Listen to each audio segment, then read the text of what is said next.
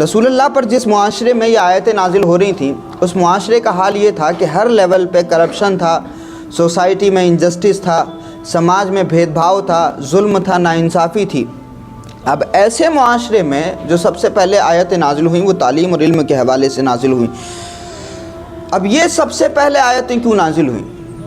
کیونکہ آقا علیہ الصلوۃ والسلام کو لٹریسی ریٹ بڑھانا تھا ایسی سوسائٹی میں جہاں جہالت اپنی پرکاشٹھا پہ ہے، جہاں جہالت اپنی چرم سیما پر ہے۔ اب رسول اللہ جب اس مکہ میں پیدا ہوئے تھے تو روایتیں بتاتی ہیں، مورخین لکھتے ہیں کہ مکہ میں صرف 17 افراد لکھنا پڑھنا جانتے تھے۔ کتنے؟ 17 لوگ لکھنا پڑھنا جانتے تھے۔ لیکن جب رسول اللہ دنیا سے رخصت ہوئے اور حضور نے تعلیم کے حوالے سے یہ آیتیں اپنے تمام صحابہ کے سامنے بیان فرمائیں تو اتنا بڑا تعلیمی ریولوشن آیا، اتنا بڑا ایجوکیشنل ریولوشن آیا، اتنا زبردست تعلیمی انقلاب آیا کہ جب حضور پیدا ہوئے تو 17 افراد لکھنا پڑھنا جانتے تھے۔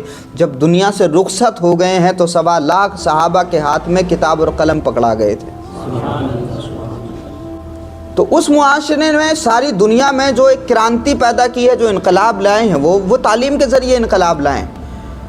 آج ہی کی رپورٹ ہے، دلی میں ایک سنہری مسجد ہے وہ گرائی جا رہی ہے۔ اس کے علاوہ کئی مسجدوں نشانوں پہ ہیں۔ دلی میں تقریباً 123 پراپرٹیز ہیں وقف کی جو نشانوں پہ ہیں، بلڈوزر ان پہ آج نہیں تو کل چلنے والا ہے۔ ہندوستان بھر میں ایسی بہت ساری مسجدیں نشانوں پہ ہیں۔ تو بیٹا یہ جمعے کے بعد میں جو ہمارے مولوی حضرات سب کہتے ہیں نا کہ چلو نکلیں آندولن کرنے کے لیے، اس سے اور زیادہ وہ آگ بھڑکتی ہے۔ ان ساری عمارتوں کو لے کر کے ہمارے دل میں درد ہے۔ اگر آپ کو ان ساری چیزوں اور سارے خطروں سے بچنا ہے تو تعلیم اس لیول پہ حاصل کرنی ہوگی کہ آپ کے اندر اتھارٹی ہو، آپ کے اندر پاور ہو۔ اگر آپ کسی شہر کے ڈی ایم ہوں گے اور آپ کے دائرے کے اندر اگر کوئی ایسی مسجد آتی ہے تو آپ اس کرسی پہ بیٹھ کر کے اس مسجد کو بچا سکتے ہیں۔ تو یہ اس لیے میں گفتگو کر رہا ہوں تاکہ آپ میں سے کچھ نوجوان اٹھیں اس جذبے اور حوصلے کے ساتھ میں کہ ہمیں تعلیم کو 12th کے بعد میں چھوڑ نہیں دینا۔ آپ میں سے کچھ نوجوان اٹھیں، کچھ بچے اٹھیں اس حوصلے کے ساتھ میں کہ آپ کو باہر نہیں جانا۔ یہ دبئی جانا اور قطر جانا کوئی بڑی کامیابی نہیں ہے، یہ کچھ بھی نہیں ہے۔ یہ تو زندگی برباد کرنے کا ایک راستہ بچوں کو مل گیا، ہمارے نوجوانوں کو۔ یہ کوئی بڑی سکسیس آپ نے حاصل نہیں کر لی کہ اگر کوئی قطر جا کے کوئی جاب کر رہا ہے۔ آپ اپنے اندر ایکسیلنسی، کوالٹی اتنی زبردست پیدا کریے کہ آپ اس ملک کی ضرورت بن جائیے اور جاب نوکریاں جو ہیں وہ تھالی میں رکھ کر کے آپ کے سامنے پیش کی جائیں۔ آپ اپنے اندر اتنی کوالٹی اور ایکسیلنسی پیدا کریے، اور بہت اپرچونٹی ہے آج بھی اس ملک میں۔ اس موضوع کو میں نے آج اسی لیے چنا گفتگو کے لیے کیونکہ یہاں تمام بچے موجود ہیں اور والدین بھی یہاں سن رہے ہیں، تو اپنے بچوں کو وہ تعلیم حاصل کرائیں اور کسی بھی طریقے سے کوشش کریں کہ آپ ان بچوں کو ابھی جو تعلیم حاصل کر رہے ہیں اپنے پیسہ کمانے کا ذریعہ نہیں بنائیں گے۔ آپ جیسا بھی ہوگا روکھی سوکھی کھا کر کے وقت گزاریں گے، مگر ان کے تعلیمی سلسلے کو جتنا مشکل ٹائم سے گزاریں گے اور ان کا تعلیمی سلسلہ جتنا آگے بڑھے گا اتنا ہی زیادہ پھر مضبوط کامیابی ملے گی۔ تو اللہ کے رسول صلی اللہ علیہ وآلہ وسلم پر یہ پہلی آیتیں نازل ہوئیں۔ اب وہ معاشرہ کیسا تھا؟ وہ معاشرہ ایسا تھا کہ جہاں حضرت بلال حبشی جیسے لوگوں کو ذلیل سمجھا جاتا تھا۔ یعنی سوسائٹی میں بھید بھاؤ اس قدر تھا، اتنا زبردست بھید بھاؤ تھا کہ جو غریب ہے، جو کالے رنگ کا آدمی ہے، اس کو تو انسان ہی نہیں سمجھا جاتا تھا۔ اور ہمارے ملک میں آج بھی ایک بڑی آبادی ایسی ہے بیٹا، بڑی آبادی ایسی ہے، 75 سے 85% SC ST OBC ہیں، دلت سماج کے، بہوجن سماج کے، ہریجن سماج کے لوگ آج بھی اس ملک میں اتنے رہتے ہیں کہ جن کو مونچھیں کھڑی کرنے کی اجازت نہیں ہے۔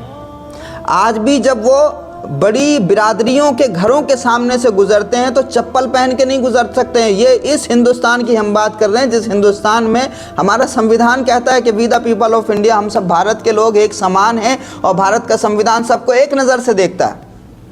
اس سماج میں، اس ہندوستان میں آج بھی سماجی حالت کچھ جگہوں پر ایسی ہے، مہاراشٹر کے علاقوں میں، راجستھان کے علاقوں میں، کہ دلتوں کو آج بھی انسان نہیں سمجھا جاتا ہے۔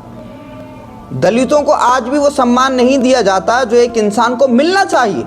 اب ایسے میں ہمارے لیے اپرچونٹی بن جاتی ہے کہ ہم رسول اللہ کی سنت پر عمل کرتے ہوئے، جس طرح سے ہمارے آقا نے حضرت بلال حبشی کو عزت دی تھی، سماج کے اس زمانے میں پچھڑے تھے حضرت عمار بن یاسر جیسے لوگ، حضرت صہیب رومی جیسے لوگ، حضرت سلمان فارسی جیسے لوگ، یہ سماج کے پچھڑے لوگ تھے، رسول اللہ نے ان پچھڑوں کو عزتوں کے آسمان پر پہنچایا، اور جب حضور نے ان کو عزتیں عطا فرمائی تو اس کے ذریعے پوری پچھڑی کمیونٹی میں یہ میسج پہنچا، تو سارے کے سارے لوگ حضور کے ہاتھ پر ہاتھ رکھ کے مسلمان ہو گئے۔ آج بھی اس ملک میں ہم سب کو اس سنت پہ عمل کرنے کا بہت سارا موقع ہے، اور یہ ہمارے لیے گولڈن اپرچونٹی ہے کہ جب ایک طرف ذاتی واد اور برادری واد، جب ایک طرف مذہب کے نام پہ اس قدر ڈسکرمنیشن کیا ہوا ہے، کاسٹ کے نام پہ اتنا بھید بھاؤ چل رہا ہے، تو ہمارے پاس میں اپرچونٹی ہے کہ ہم رسول اللہ کے اس نظام کو پریکٹیکلی اس دیش کے دبے کچلے لوگوں کے ساتھ میں ساجھا کریں۔ ہماری گلیوں میں جو لوگ صفائی کرتے ہیں، ہم کبھی ان کو یہ نہیں سمجھتے کہ ان کو بھی انسان ہونے کا سمان ملنا چاہیے۔ بڑی بڑی سنتوں کی تبلیغیں ہوتی ہیں ہمارے یہاں، داڑھی رکھنے کی، کرتے پجامے کی اور مسواکیں کرنے کی، لیکن کبھی یہ نہیں بتایا جاتا ہے کہ غریبوں کو عزت دینا بھی حضور کی سنت ہے، پچھڑوں کو جن کو کوئی منہ نہیں لگاتا ان سے اچھے سے بات کرنا بھی حضور کی سنت ہے۔ اور ہمارے یہاں دین میں کہا گیا کہ طہارت نصف ایمان ہے، پاکی آدھا ایمان ہے، صفائی آدھا ایمان ہے، تو جو صفائی کر رہا اس کی عزت ہم کیوں نہیں کرتے؟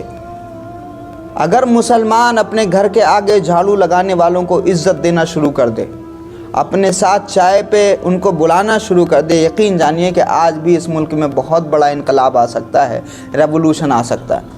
یہ حالات چاہے اس سرکار میں رہیں یا دوسری سرکار میں رہیں، ہمارے حالات کبھی نہیں بدلنے والے جب تک ہم اس مشن پہ نہیں آ جاتے، کیونکہ اس مشن کو پھیلانے کے لیے اللہ کے رسول نے غریب نواز کو بھیجا تھا۔ تو حضور علیہ السلام اپنے معاشرے میں انہی چیزوں کو اپلائی کر رہے تھے، تو جو غریب تھے، جو کمزور تھے، جو پچھڑے لوگ تھے، جو پیڑت لوگ تھے، وہ رسول اللہ کے دامن سے لپٹ گئے اور مسلمان ہو گئے۔ تو ایک انقلاب ہی آیا، سماجی لیول پہ سب کو برابری مل گئی، ایکویلٹی مل گئی، برابری ہو گئی، سب کے اندر برابری ہے۔